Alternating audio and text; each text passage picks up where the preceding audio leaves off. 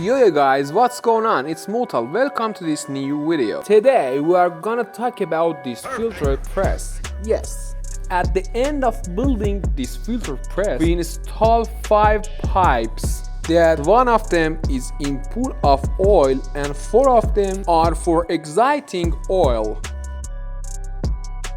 As you can see, these holes are also present on plastic plates.